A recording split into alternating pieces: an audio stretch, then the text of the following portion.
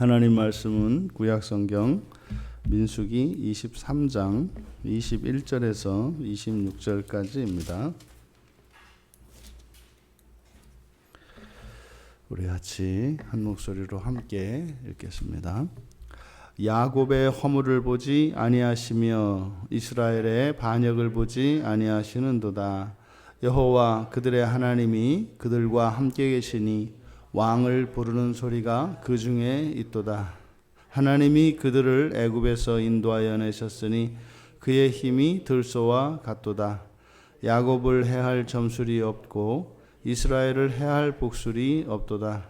이때에 야곱과 이스라엘에 대하여 논할진대 하나님께서 행하신 일이 어찌 그리 크냐 하리로다. 이 백성이 암사자같이 일어나고 수사자같이 일어나서 움킨 것을 먹으며 죽인 피를 마시기 전에는 눕지 아니하리로다 하매 발락이 발람에게 이르되 그들을 저주하지도 말고 축복하지도 말라. 발람이 발락에게 대답하여 이르되 내가 당신에게 말하여 이르기를 여호와께서 말씀하신 것은 내가 그대로 하지 않을 수 없다고 하지 아니하더이까. 아멘. 설교의 제목을 발람의 한계 이렇게 정했습니다. 발람의 한계.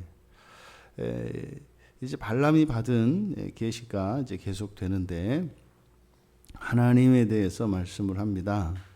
하나님이 어떤 분이시냐?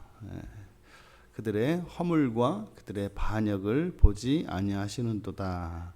지금 발람에게 이러한 계시가 임한 것은 발락이 발람에게 이스라엘을 저주하도록 지금 이제 사주를 받았기 때문입니다. 그러한 이렇게 저주하도록 사주한 발락에게 하나님은 그들의 허물과 반역을 보지 않으신다. 실제로 하나님께서 이스라엘의 허물을 보지 않으십니까? 보시죠. 그런데 여기서 이 문맥에서 허물과 반역을 보시지 않는다라고 하는 것은 그래도 저주를 내리지는 않으신다. 그래도 저주를 내리지 않으신다.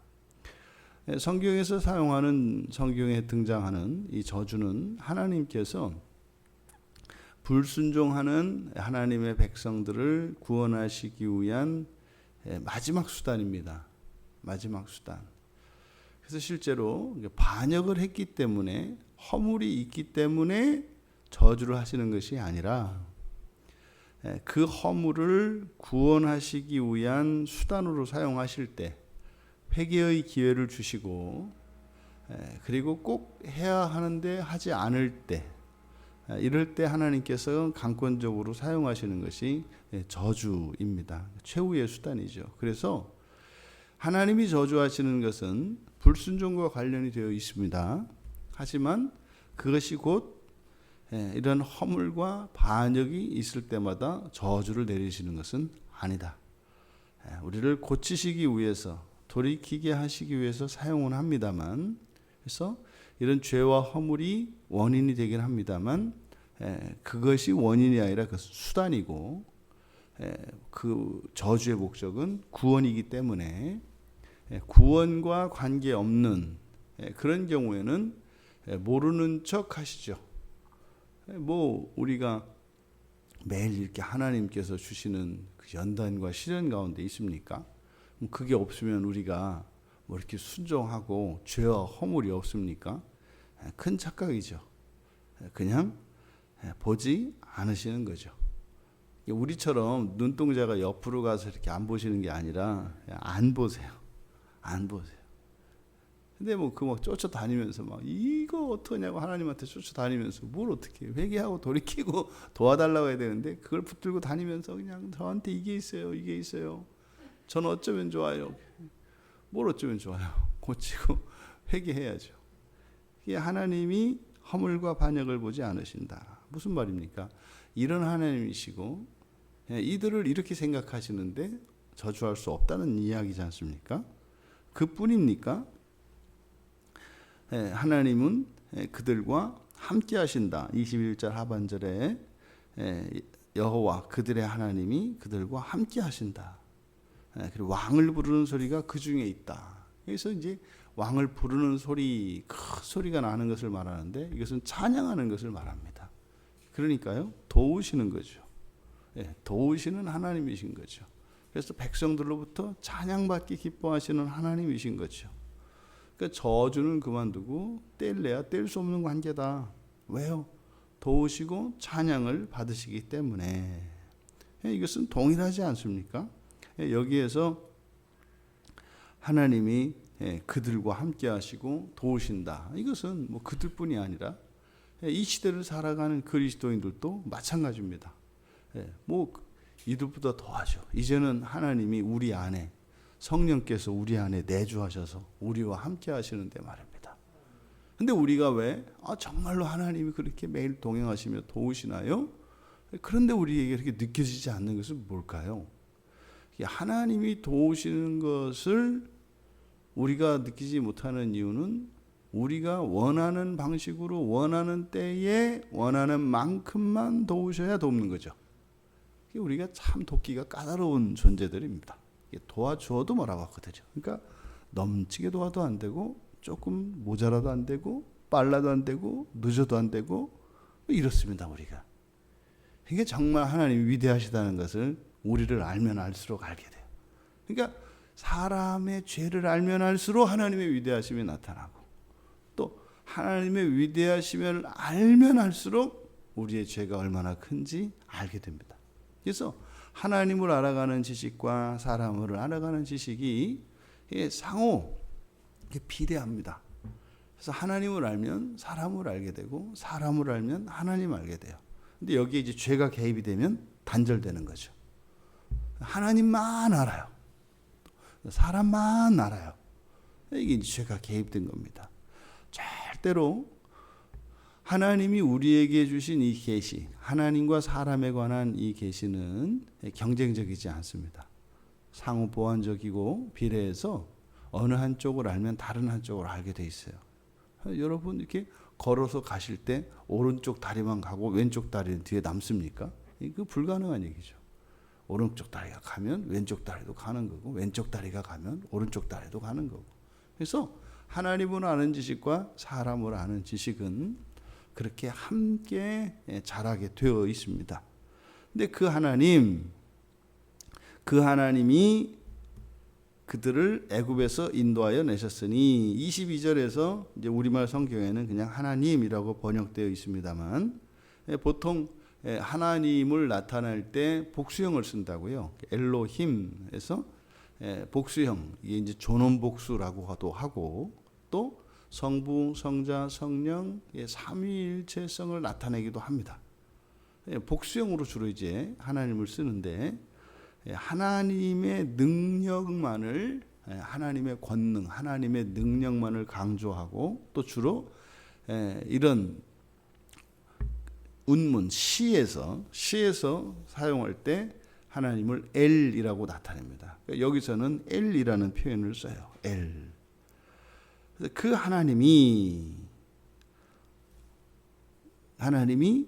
그들을 인도하여 내셨으니 그들의 들소와 힘이 같다. 여기서 인도하다라고 하는 모치암이라는 말이 여기서 이제 시간적으로 보면 과거 사건이니까 인도하여 내셨다 이렇게 번역을 했습니다만 이제 원문에는 여기를 현재형으로 나타내고 있어요. 그러니까 이렇게 지나간 과거의 사건을 현재형으로 나타낼 때는 그것은 과거나 현재나 미래나 그것이 계속될 때 그때 현재형을 씁니다. 그러니까 이것은 성경을 읽는 우리들에게 주시기 위한 목적인 거죠. 애굽은 어떤 상태입니까? 절대적인 억압 상태입니다. 노예 상태. 뭐 이것은 여러 가지로 적용할 수 있습니다. 육체적으로 노예 상태라고 하는 것은 병이 깊고 치료할 수 없는 상태. 뭐 경제적으로 노예 상태라고 하는 것은 완전히 파산하여 어찌할 수 없을 때. 뭐 국가적으로 노예 상태면은 주권을 잃어버린 우리가 과거에 일본에게 나라를 빼앗겼던 것처럼 말이죠. 이런 상태가 이제 노예 상태입니다. 이것은 개인적으로, 집단적으로, 국가적으로 또 여러 가지 영역에서 적용이 가능합니다. 그러니까 그곳에 그 애굽에서 인도하셔요. 항상 인도하셔요. 하나님 백성들은 반드시 날마다 더 나아집니다. 어떠한 형태로든지 더 나아지게 되어 있습니다. 더 좋아집니다. 그것이 단기간에 또 지속적으로 아니면 장기에 걸쳐서 이렇게 기복 있게 될지라도 일정 기간을 두고 돌아보면 더 잘 살게 됩니다. 우리나라가 6.25 전쟁이 끝나고 난 이후에 뭐 지속적으로 엄청난 경제 성장을 이뤘지 않습니까? 세계에서 가장 못 사는 나라 중에 한 나라였는데 뭐 지금 뭐 10등 안에 드니 안 드니 뭐 이렇게 뭐 G7이라고 하는 세계 최고의 열강 안에 드는 뭐 저 옛날 생각하면 뭐 G7 뭐 이렇게 세계 강대국 11개국 이런 거 하면은 우리하고는 뭐 전혀 상관도 없는 거였는데 뭐 우리가 그 들어가는 거를 뭐 일본이 반대하느니 뭐 어느 나라가 돕느니 이 어마어마한 얘기거든요. 사실은 이게 우리들이 지속적으로 계속 성장해 왔기 때문에 이렇게 성장하지 않고 오히려 더 쇠락하는 것을 우리가 경험하지 못했습니다. 잘 몰라요. 그러니까요, 하면 되는 줄 알아요. 하면 되는 줄 알아요. 근데 실제로 외국의 사례를 보면 하면 되는 게 아니라 해서는 안 된다는 이런 패배주의적인 이런 생각들이 많습니다. 국가가 실제로 지금 이 동아시아, 이 동남아시아 쪽에 있는 나라들은 옛날에 우리보다 다 잘 살던 나라들이거든요. 우리나라가 6.25를 겪을 때 그때 같은 경우에는 뭐 정말 잘 살던 나라예요. 우리하고는 비교 안 될 정도로 뭐 저런 나라들처럼 되고 싶다. 뭐 이런 나라들이거든요. 우리 국가에서 막 목표로 삼고 했던 나라들이에요. 근데 지금 뭐 알기를 우습게 알잖아요. 그런 나라들은 막 이렇게 내리막쳤거든요. 우리가 언제까지 그렇게 올라갈까요? 하나님을 의지하고 하나님을 잘 믿으면 계속 올라가요. 근데 만약에 하나님께서 멀어지면 떨어지는 겁니다. 이거는 예외 없습니다. 세계를 지배했던 제국에게도 적용이 되고 한 개인에게도 적용이 되고 하나님 백성에게는 반드시 그런 일이 일어납니다. 그러니까 이러한 현재 우리가 겪고 있는 이 시대적 상황 속에서도 이럴 때 우리는 그래서 대응 방식이 다르다고요. 뭐 백신을 만들고 뭐 위생적으로 위생 점검을 하고 조심하고 이제 합니다만 보다 더 근본적인 것은 이럴 때 우리는 우리의 신앙을 더욱 정결케 하고 온전케 하고 확고하게 해야죠. 그래서 오히려 이러한 상황을 우리는 오히려 화를 복으로 바꾸는 이것이 그리스도인들의 삶의 방식이에요. 그러니까 이렇게 어려운 국가적으로 전 세계적으로 어려운 상황에 직면했을 때 그래서 바라보는 시점 관점이 다르고 대응 방식도 다른 겁니다. 지금은요 매우 특별한 때라고요. 매우 특별한 때. 1년의 4계절 가운데 겨울과 같은 때를 보내고 있거든요. 이 겨울 뒤에는 봄이 있습니다. 근데 겨울을 잘 지내지 않으면 봄의 생명의 기운이 막 솟아오르고 이제 정말 확장해 나가고 이렇게 번영을 향해서 치달아야 될 때 치력이 안 되면 죽어요. 대부분 노인들이 장례가 많이 나는 게 봄, 가을입니다. 특히 봄에 많이 돌아가십니다. 왜요? 기운이 갑자기 이제 봄이 되면 생명력이 올라오거든요. 그러면 안에 있는 장기나 혈관이나 근육 조직들이 그 힘을 못 견뎌요. 그 힘을 못 견뎌서 죽어버린다고요. 지금 이 겨울의 시기는요, 장차 하나님께서 이루실 새로운 환경에 대한 준비하는 기간이에요. 그러니까 여기에서는 이렇게 발전하고 도약할 수 있는 준비가 이루어지는 사람이 있는가 하면 도태되는 일이 일어납니다. 네, 여러분들은 절대로 도태되시면 안 돼요. 날마다 그렇게 항상 왜요? 하나님이 항상 인도하시니까. 항상 인도하시니까. 그런데요, 인도하시는데 그의 힘이 들소와 같다. 사람의 힘이 들소와 같다. 그러면 힘이 센 거겠습니다만 하나님의 힘을 들소와 같다 그러면 이게 센 겁니까? 안 센 겁니까? 그러니까 이렇게 들소와 같이 하는 것은 누구에게? 하나님의 힘이 곧 하나님께서 인도하시는 이스라엘 그들의 힘이기 때문이죠. 그러니까 하나님과 함께 동행하는 그들은 들소와 같은 큰 힘으로 지속적으로 전진할 수 있는 겁니다. 그래서 하나님의 힘을 이렇게 들소에 비유하고 있습니다. 그런 그들이 그러면 하나님의 백성이죠. 하나님의 백성 야곱과 이스라엘, 그들은 그럼 어떤 자들이냐? 해할 점술이 없고 이스라엘을 해할 복술이 없도다. 이것은 사실상 이 발람의 자기 고백이기도 하고 이것은 경험적인 겁니다. 경험적인 것이고 또 절대적인 하나님의 보호를 나타내는 것인데, 이들은 어떻다? 점술과 복술로 해할 수도 없다. 뭡니까? 하나님이 지켜주시는 것을 이제 그 백성들에게 나타나는 효과로 이야기한 것인데, 여기서 점술, 복술 둘 다 예언입니다. 예언이에요. 근데 여기서 점술은 나하시라는 말인데, 이것은 자연 현상을 가지고 또는 어떤 사건을 가지고 예언하는 거예요. 그러니까 이제 오늘날 막 코로나 이거 있지 않습니까? 왜 이제 종종 그래서 목사님들도 이런 걸 보고 이것은 뭐 하나님께서 뭐 이렇게 하시려는 거다, 뭐 하려는 거다. 또 뭐 이렇게 이런 자연 현상이나 사건을 가지고 예언하는, 이게 이제 뭐 우리나라로 보면은 뭐 사주랄지 주역이랄지 이런 겁니다. 이게 타고난 그 생년월일 년월시가 있잖아요. 사주를 넣어가지고 이제 계산을 해서 뽑아내요. 그러니까 이런 것들이 일종의 이제 점술입니다. 그다음에 복술, 캐셈이라고 하는 이 복술은 영매들이 하는 거예요. 그러니까 귀신들의 이야기를 듣는 거죠. 영적인 존재들로부터 귀뜸을 듣고 예언하는 거.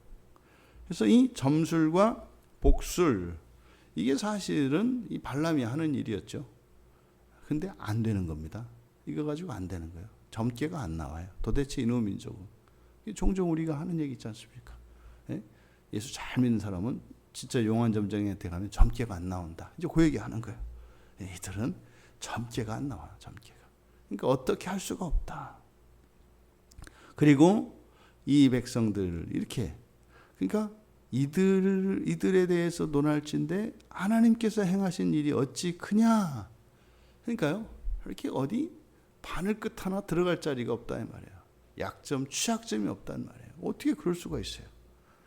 하나님의 절대적인 보호가 있기 때문에 그들을 넘어뜨릴 수 있는 방법이 없다. 여러분, 우리가 이런 이야기를 들을 때 허황된 이야기 같기도 하고 또 한편으로는 아쉬움이 드는 거예요. 왜냐하면 이스라엘의 역사를 보면 그렇게 얻어맞은 나라도 없어요. 우리나라가 뭐 대략 한 1000번 정도 외침을 받았다고 하는데, 이스라엘의 역사도 보면은 엄청난 그 주변 국가들로부터의 끊임없는 침략 속에서 살았거든요. 그런데 지금 여기서 이 성경에 기록된 내용을 보면은 무슨 바늘 끝 하나 들어갈 자리가 없기는요. 사방이 그냥 그 쥐가 파먹은 치즈 마냥 그 이스라엘 역사를 보면 그냥 숭숭숭숭 구멍이 뚫려 있는 게 이스라엘 역사인데 어떻게 이렇게 하냐 이 말이죠. 거기서 우리는 알아야 돼요. 자초한 일이죠. 자초한 일이에요. 그러니까 철옹성과 같은 성이 될 수 있는 곳인데 그냥 여기저기 구멍이 뚫린 그런 역사는 스스로 자초한 일이라는 거예요. 그런데도 무너지지 않은 게 놀라운 거라는 거죠. 여러분, 이것이 우리의 역사입니다. 우리가 일상생활을 하면서 정말 하나님의 말씀에 순종하고 이렇게 진짜 그리스도인다운 삶을 살고자 하는 생각이 들지 않습니까? 근데 또 신기한 것은 그런 생각이 저 멀리 떠나가고 있는데 참 희한하다. 왜 떠나보낼까? 이런 일이 수없이 일어나요. 이런 일. 그런 것들이 우리의 인생의 허점이 되는 거죠. 그 허점은요, 죄가 파고 들어오는 자리고 사단 마귀가 들어와서 풍파를 일으키는 자리입니다. 그래서 성경에서 이런 약속들, 하나님이 정말 함께하면 그 누구도 범할 자가 없다. 그랬을 때 이게 이제 정상인 거거든요. 정상. 근데 그 우리들의 인생을 보면 또 그 나라와 민족의 역사를 보면 그렇지 않거든요.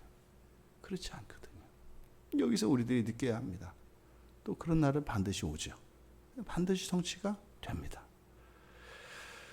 이들이 사자와 같이, 암사자와 같이, 숫사자와 같이 움킨 것을 먹고 죽인 피를 마시기 전에는 눕지 아니하로다.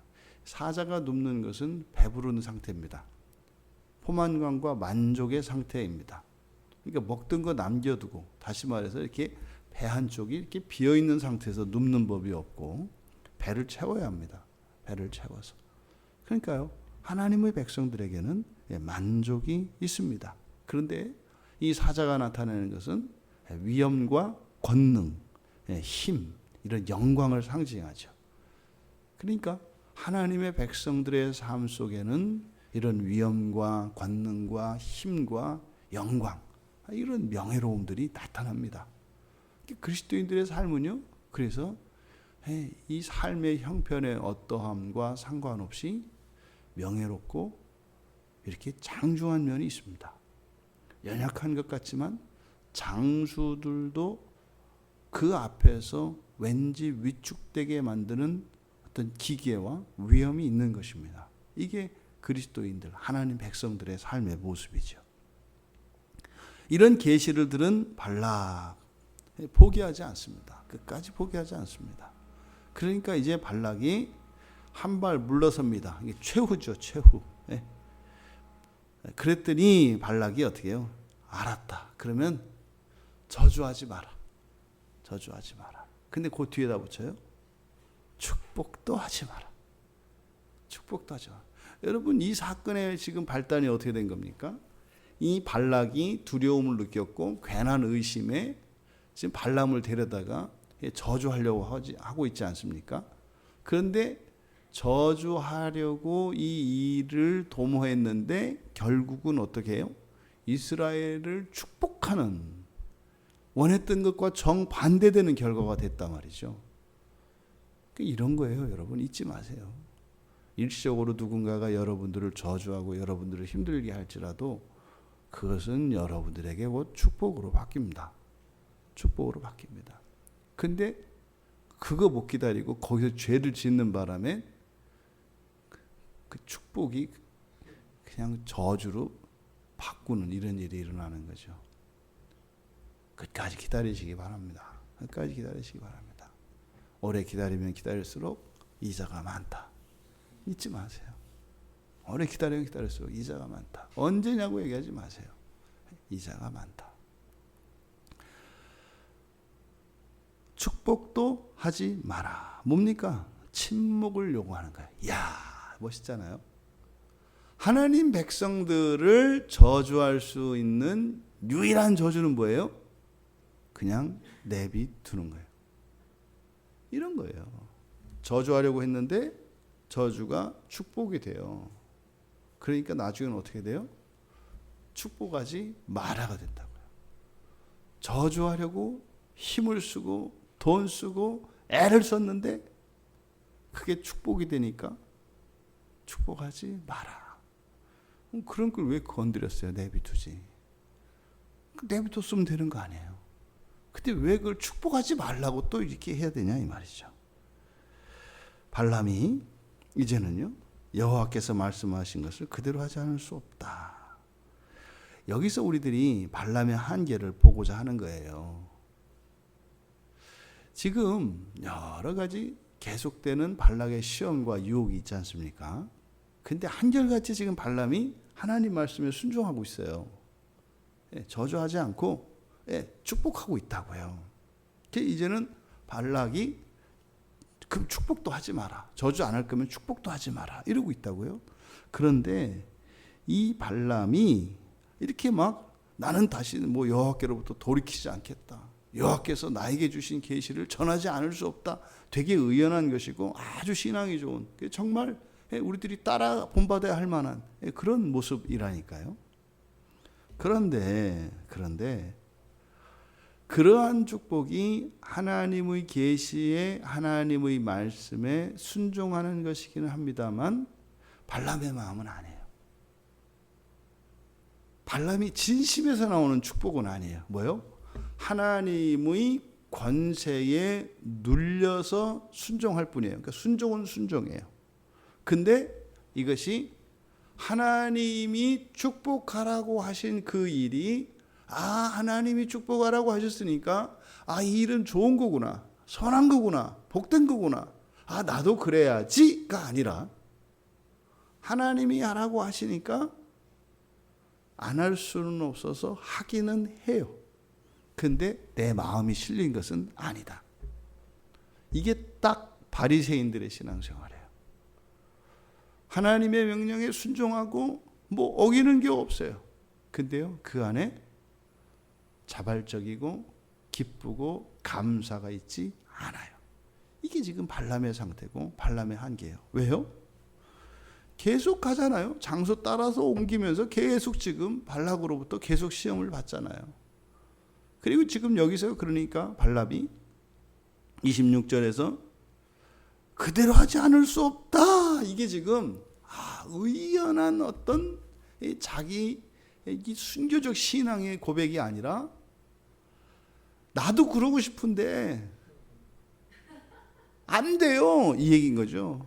나도 그러고 싶어요. 나도. 왜? 이제 뒤에 나와서 이 발람에 대한 평가는 바로 이 뇌물을 받고 이 불의의 삭슬 노리는 자였다고 얘기를 하거든요. 그러니까 축복은 다 했는데 사실상 징계를 받는다고요, 발람이. 그러니까 이 축복은 하나님께서 하시는 그 일인데 사실은 발람이 원하는 건 아닌데 안 할 수 없는, 이게 그런 거예요. 이제 주일에 예배를 가기는 가는데 안 갈 수 없는, 이놈의 교회 가는 게 이게 몸에 배가지고 그냥 아침이 되면은 좀 늦잠이라 자서 완전히 골아 떨어져서 그냥 푹 쉬었으면 좋겠는데 이상하게 주일 아침만 되면 눈이 떠지네.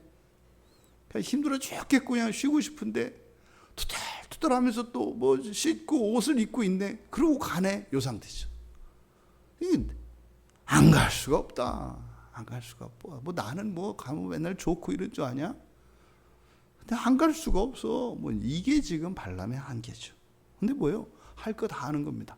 그런데 정작 자신은 복을 못 누리고 있죠. 여러분, 우리의 신앙 속에 이런 모습은 없는지 살펴볼 일입니다. 참 억울한 일입니다. 참 억울한 일입니다. 할 거 다 하고 그거에 대해서 하나님께 인정을 받지 못하고 오히려 그것으로 괴로워하는, 그러니까 복 받을 일을 하면서 나도 어쩔 수 없어 하는, 기뻐서 하는 게 아니라 말이죠. 여러분, 우리 신앙의 모든 것이 항상 우리의 자발성에서, 그리고 기뻐하며 감사하며 또 여러분들의 신앙생활에 그 모든 것들이 하나도 버려짐 없이 하나님께 인정을 받고 그것을 여러분들이 거룩한 하나님의 자녀들로 날마다 변화시키게 하시는 하나님의 복의 이유가 되시기를, 오늘 한날 또 그러한 삶을 힘있게 살아가시기를 주님의 이름으로 축원합니다. 존귀하신 하나님,